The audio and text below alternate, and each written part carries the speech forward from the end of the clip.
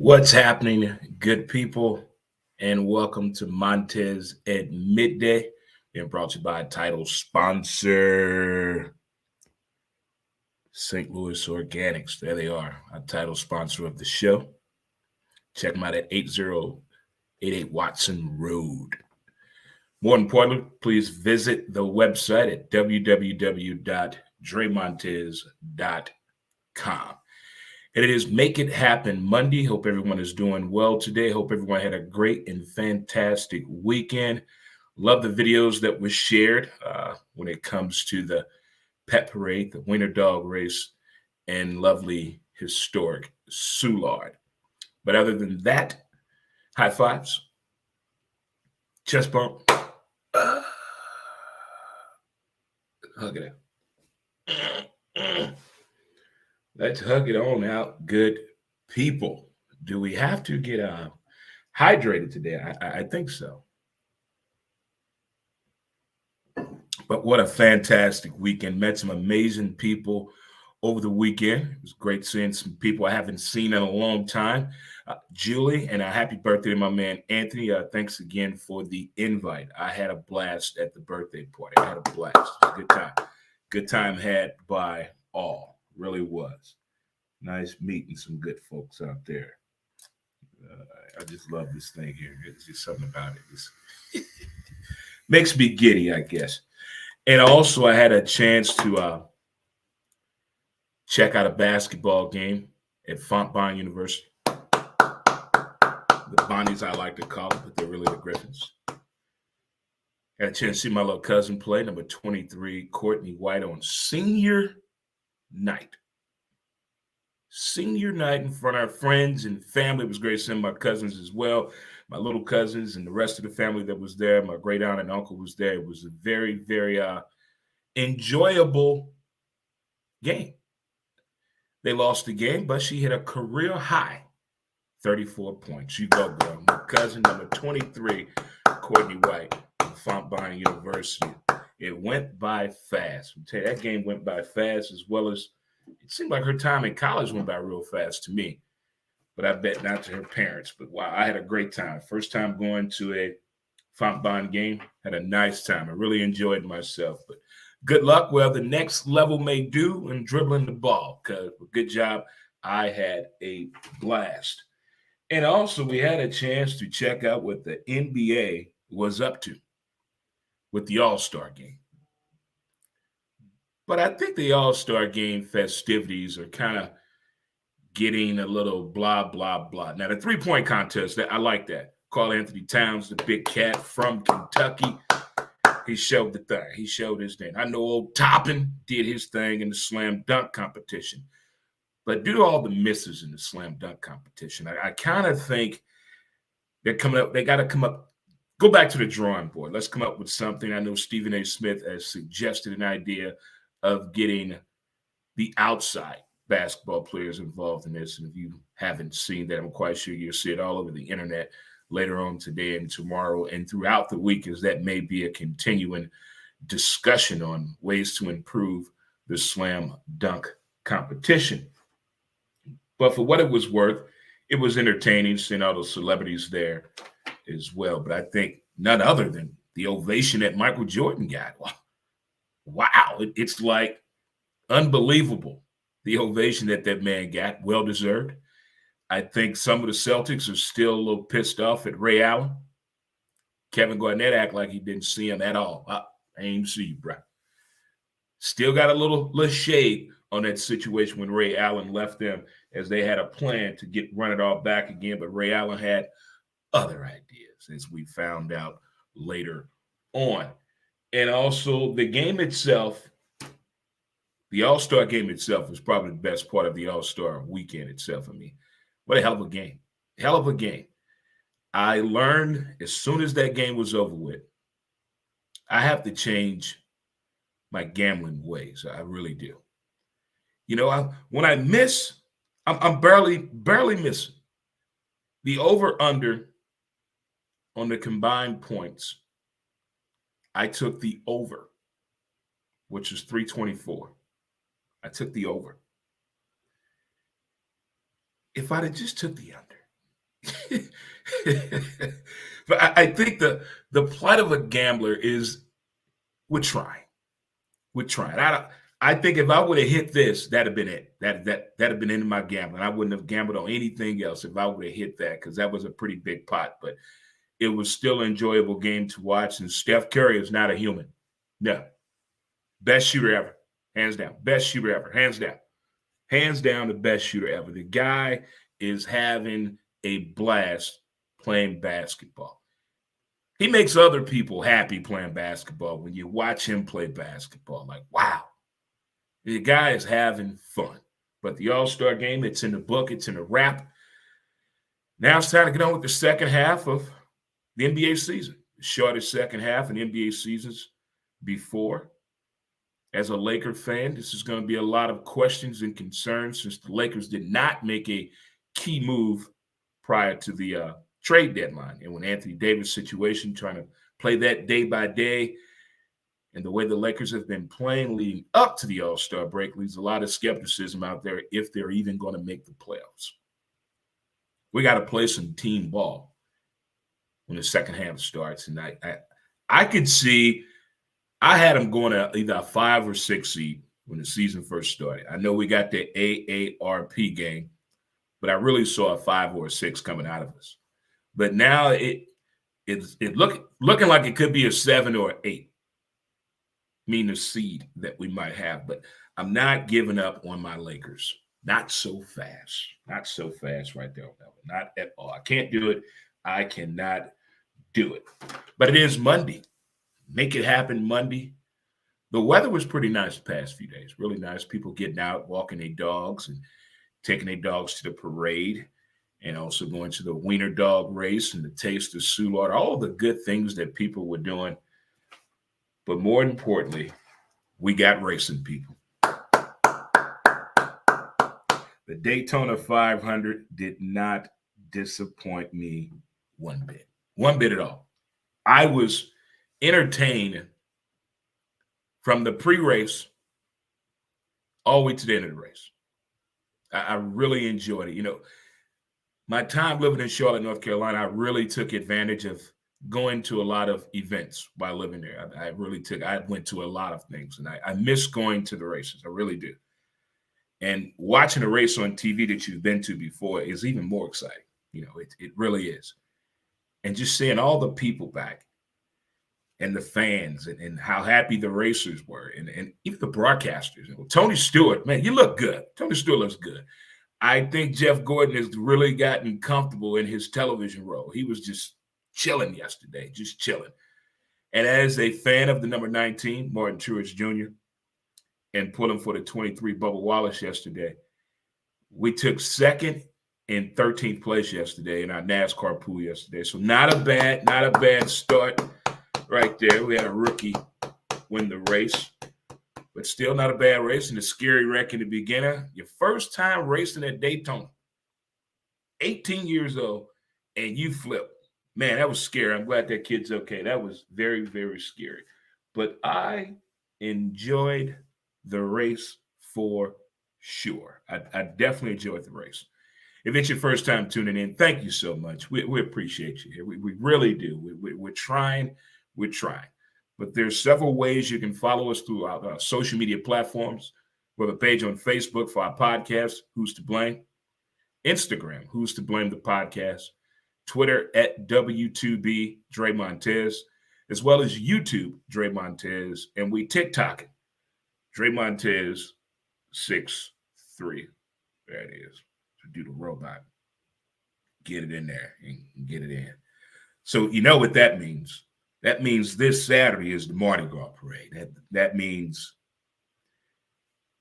we in the parade this Saturday. And I have missed parade season the past 2 years. I'm excited, get a chance to see everybody and wave to the people and pass out beads and see some boobies. Boobies! They're not as excited as it used to be back in the day. Now everybody just, it's just a boob. Yeah, keep it moving. Shaq's going to be in town. Oh, we up in there. We up in there. Yeah. I'm going to try to convince Shaq that we play ball together at LSU. So we got to get in shape this week. We're going to go walking every day to get in parade shape because we got to do some walking on Saturday. Got to do some power walking. So we got to keep them knees up and get it going right there. So from time to time, I come across people that are interested in me or a peculiar situation. I don't care if it's me just going to the grocery store or talking with the Uber or Lyft driver or call a ride driver, just meeting people anywhere I go and having a very interesting conversation that somehow or another I say to myself, I got to figure out how to bring this on the show in the right way. Because, we don't do politics or religion here. They have other places for that. But for here, we're going to keep it friendly and keep it positive here on Montez at Midday. By the way, if you haven't had a chance to listen to my latest podcast episode, please visit wherever you listen to your favorite podcast app. And if not, you can go to iTunes or Spotify or Anchor for sure. And that's Who's to Blame. Check out that latest episode. But when you don't see the signs, a lot of people always saying, they said after the fact, well, the signs were right there in front of me. I saw the sign and I just, when you think you better than your eye, when you're trying to really convince yourself you didn't see the signs. It could be in business. It can be in relationships. It could be in your athletic music career, whatever it may be. I think there are signs to give you doubt, to give you reassurance, however you want to look at it. But in this particular situation, I was talking with this young man because he was really excited about the fact that his divorce is going to be final on March 16th. So me, he was saying, he has to be out of the house and the police is going to be there. So I said to him, why don't we have a kegger on the 15th? Let's go out in style. So his buddy said he shouldn't have married in the first damn place. I tried to tell him. I said, wait a minute. He tried to tell you? He said, yeah, he tried to tell him too. He tried to tell me too. Then his buddy yells out again. Even his mom told him don't marry her. I said, wait a minute, time out. The mom told you to? Oh, she walked out of the wedding. Wait a minute. Your mom was at the wedding, told you not to marry her, and your mom walked out before you said I do, and you still said I do? He's like, yeah, but he said, here's the kicker. I didn't want to get married on Valentine's Day. Lord have mercy. Your best friend told you not to marry her. Your mom walked out because she told you not to marry her. And you didn't want to get married on Valentine's Day. That's 3 signs and you still got married, but he got divorced. So the moral of the story is, are you paying attention to the signs that are out there? That is just an example of a relationship. But on the business sense, if you're trying to put something together and you keep seeing these signs around you, I mean, how are you taking these signs? Are you taking it with a heat of caution? Or are you like, wait a minute, that's telling me this, that's telling me that? Because in the movies when we're yelling at the TV because they're not listening, they're not seeing the signs that we see. But if we applied that to our daily lives, I wonder, would we then pay attention to the signs? But a lot of people don't see the signs. I mean, you're not going to be perfect, but I think you should learn from the process. It should be a learning process on whatever it is that you do. So that way you can either learn how to improve on it, learn not to do it again, or learn how to share the experience with other people. Because I'm quite sure everybody does something differently than everybody else. Nobody does everything the same way. Not everybody pours their water the same way. Some people put the ice in first. Some people put the water in halfway. Some people don't like cold water. They like lukewarm water. So there's different variations out there, but I still think when it comes to seeing the signs, it's an experience that most people don't like to, I guess, say it out loud, because you try to convince yourself that this really isn't happening or this really is happening. And you're trying to reflect in your head in a very short moment on how did we get to this point? Did I see this coming? But the signs are all right there, all around you. It's right there. Because I've learned one thing in the past 5 years. Whatever you say out loud has the expectations of happening. I'm going to say that again. Whatever you speak out loud into the atmosphere, you have the expectations of it happening at a very, very high percentage. And I see it happen around me all the time. And when I meet people that have experienced something like that, and we sit back and take a chuckle out of it and get a laugh, a kickback, or a knee slap and laugh, because you see things and you hear things at the same time when it comes to the signs on the path or the process, all of that. And I think if it's applied the way it should be applied and really understood the way it should be understood, I think it can get a better equation out of the situation that we're currently in or trying to avoid or trying to get out of. Either way, I think the signs can be interpreted in several different ways. But I think if you keep it positive, they're always telling you, keep it positive, keep it positive, keep it positive. And a lot of people do try to keep it positive, but sometimes we do have that self-doubt, that self-awareness. And there's nothing wrong with that, because I think that comes along with getting older, maturing in that process as well, too, because nobody's going to get it right each and every time. But we get mad at ourselves, and there's more pressure on ourselves when we didn't pay attention to the signs. I think it's really important to pay attention to the signs. That's the moral of the story right there on Make It Happen Monday, being brought to you by STL Organics on here at Montez at midday. Again, you can follow us through several ways. You can follow the website for one. Go to www.dremontez.com. As well as on Facebook, we have a page, Who's to Blame, Instagram, Who's to Blame the Podcast, Twitter at W2B Dre Montez, YouTube, Dre Montez, TikTok, Dre Montez 63. All right, here's what I do. Don't forget, you can catch that latest episode of the podcast, Who's to Blame.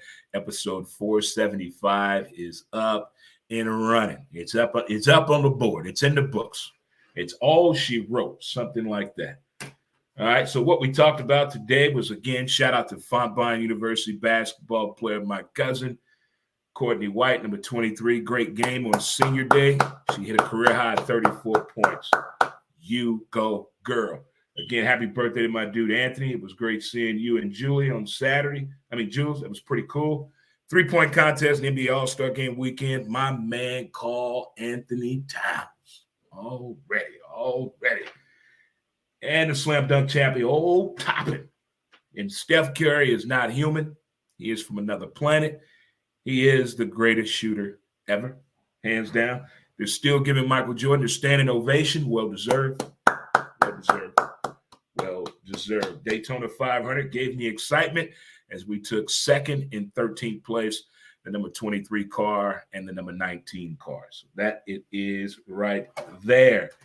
And one more thing before we get out of here. This may be talked about a lot today. Juwan Howard in Michigan had an incident yesterday with the head coach of Wisconsin. The game was obviously over with. Wisconsin calls a timeout. That kind of got up under Juwan Howard's skin due to the fact the game was pretty much a wrap, done, over with, being dominated by Wisconsin. So at the end of the game, you got to shake hands. And at first, Juwan was not a part of it, but he eventually got in line to go shake hands. Him and the coach are talking. Next thing you know, there's some shoving. Somebody says something about somebody mama. And next thing you know, we got a fisticuff going on right here. And Juwan Howard landed a punch on one of the assistant coaches, or a slap punch. So now the discussion is, should the NCAA really look at eliminating the handshake out of the game? Look, as a person that grew up in the era when they really, really pushed fucking sportsmanship in ways that was just wild to me, holding hands before the game, saying a prayer around the pitcher's mouth, shaking hands after the game, going to the same damn pizza parlor with the team that just beat the shit out of you. That's what we had to do. You had to get through that. You get grown, that shaking a hand becomes a little intimidating because you're mad, you're pissed off, you're showing your swag, and a lot of people don't accept that well. In my days of playing softball story time. Oh, it was the days of yesteryear. I saw many of fights on the handshaking after the game on the circuit. A lot of fights. But I'm glad we got our head together and cleaned it up and really started showing sportsmanship again. Now, with this college basketball situation, how they're going to handle this, because this is not the only incident that happened this year when it comes to shaking hands. There has been an issue. But I think it's up to the coaches to be the leaders in this initiative here to show what sportsmanship is. So who's going to take the step furthest in this? Will it be Michigan? How bad will the suspension be for Juwan Howard? Suspend him into the tournament, suspend him for the rest of the year. And what's going to happen to Wisconsin coach? Will there be suspensions and ramifications that make sense to us when it comes to this year? How should it be handled? Or is it no big deal? But the way it looked on TV, that was ugly. That was not a proud moment. That was not a one shining moment, as the NCAA always tries to tell us at the end of the college basketball season. Or was Juwan just in his feelings? Did he catch him at the wrong time? We all have been in a situation or been around somebody when things have happened because that person had something else going on, and this was just a trigger reaction. Had nothing to do with what went on the field, on the court, but they were already pissed off about something else. Or did that coach say something? Did something slide out, like the Myles Garrett situation when he slapped that boy with his helmet on, almost killed him on the field? Was it one of those situations? Now, if it's something to that, there's going to be a whole nother discussion here in NCAA, but discontinuing the handshake in college sports, I say no, not at all. I just think these grown coaches need to really look and pay attention and be aware of their actions because the kids are watching. I mean, coach kind of lost it out there. You all right? I mean, we didn't expect that coming from you, coach. I mean, and then there's going to be coaches out there that say, hey, you're not going to talk to me that way, no matter what kind of way or what situation I'm in. I'm still going to be a man no matter what. Okay, you're going to have that too as well. But in the eyes of television, in the eyes of the officers of the NCAA, there will be a suspension or two on this one here. There's going to be some issues. They still reviewing the tape. But I didn't see that altercation coming, and neither did the commentators. As the credits were coming up at the end of the game, they didn't know whether to stay in or get out or what to do there. But I'm glad no one was seriously hurt. So again, we're going to see what happens with NCAA in this situation and the handshake that is going on right there. So lots of stuff going on this week as the NBA is revved up. It's parade time in St. Louis this Saturday. Woohoo! And hopefully baseball can get its issue together, or we will become some fans that just really let Major League Baseball know how we feel, so to speak. But I'm going to keep watching baseball games replays on the MLB Network. I'm loving it. Euphoria on HBO. We got to talk. I'm not going to say nothing about the episode from last night. I'm going to keep it to myself. But my Euphoria people, we listen.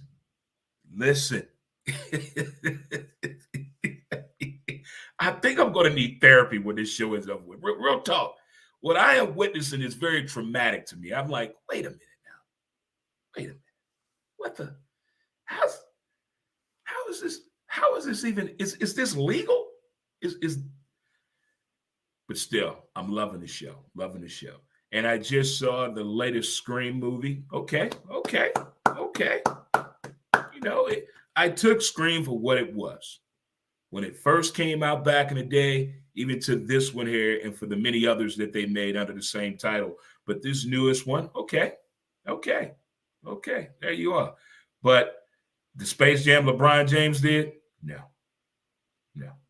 The Ghostbusters that Paul Rudd did? No.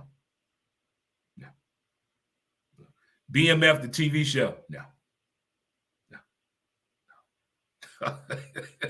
Epic fails right there. Waste of money, if you ask me. Waste of money. They could have done something else with that money. Bought them boys some shoes or something. That's how old folks used to talk back in the day right there. Well, kids, boys and girls, and children of all ages, I'm going to let you get back to your outstanding work day. Let you get on into it. Get at it. What should be done. What should not be done. We'll get some music going here for you real quick. And we're going to get on up out of here and finish the day. That's what we're going to do. All right. Again, brought to you by our title sponsor, St. Louis Organic. There it is. What? All right. All right, good people. Peace. I'll holler at you later. Until next time. And in the words of my great-grandpappy, if your back pockets are touching, you have no ass at all. Peace, and we out.